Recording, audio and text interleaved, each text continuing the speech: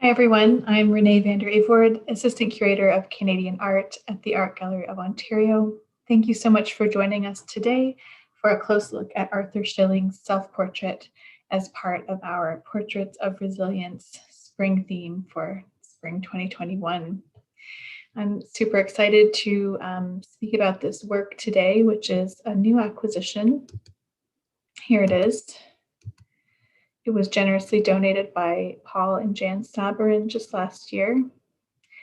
And before we begin, I would like to acknowledge that Toronto is the territory of the Anishinaabe, the Mississaugas of the Credit, the Huron-Wendat, and the Haudenosaunee, who have cared for this land since time immemorial.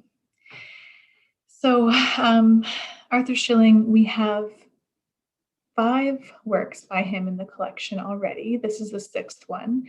We have 3 portraits and 2 drawings, but this is the first self-portrait. So for that reason, it's very important and very special. Although he did make many, this is definitely one of the strongest ones that we've seen, and we're just thrilled to have it in our holdings. It previously to coming into the AGO's collection, it was owned by the artist's friend, who was also an artist. What fascinates me in particular about this work is the sheer talent that you can see Arthur Schilling had as an artist.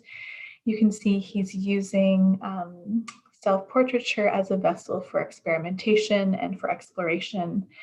It's a very complex and dynamic image. You can see the shoulder is kind of left unfinished. You can see the underpainting underneath. It's very loose, it's very confidently rendered. And what I love is that there's this kind of nuance of power and beauty, but there's something tumultuous under the surface. Schilling was in his mid-30s when he painted this work. Already there is an incredible maturity in the paint handling, and he really does capture this moment of energy in such a remarkable way. Schilling was born in 1941 on the Rama First Nation near Orillia, Ontario, which is about almost an hour and a half north of Toronto, and that's on Lake Couchiching. He is recognized as one of the outstanding artists in Canada who really took Indigenous art beyond stereotypes, and he inspired a generation to transcend that category of traditional Native art, which was looked at through an ethnographic or anthropological lens, and to instead really focus on the contemporary Indigenous experience. He painted himself, he painted people from his reserve, and he always depicted them with respect. And his work is always a celebration of Anishinaabe life that is not tied to stories of loss. Instead, they are stories of power and beauty and resilience. Schilling started to paint in the late 50s and received a scholarship to go to the Ontario College of Art, now OCAD-U, but he was largely self-taught. In the early 60s, he established himself on the Toronto scene. He surrounded himself with other artists, kind of in that Yorkville scene in the 60s and 70s. And he began exhibiting at galleries in Toronto and Ottawa, and notably the Roberts Gallery in Toronto represented his work. And they now represent his son, Biwabin Schilling, who is a really remarkable painter who actually has a show up right now, I believe. His other son, Travis Schilling, is also a really incredible painter, and the AGO recently acquired 2 works by Travis Schilling as well. So you can see that the Schilling family is a very gifted one.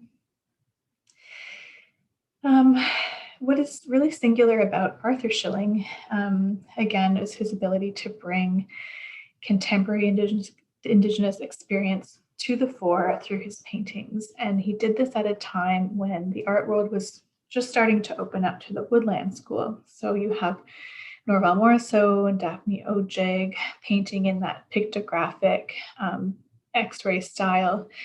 And Schilling does adopt certain elements of the style, namely the color palette, those really bold, bright colors. But he fuses them with techniques of life drawing and expressionism, which he really mastered. You can see there's this energetic, intuitive, and almost audacious treatment of paint that he uses to convey a mood. So he takes these traditional European styles and claims them and masters them. I really like that ownership he takes over them. He's a really complex, modern Anishinaabe artist who's adopting from any culture that he sees fit.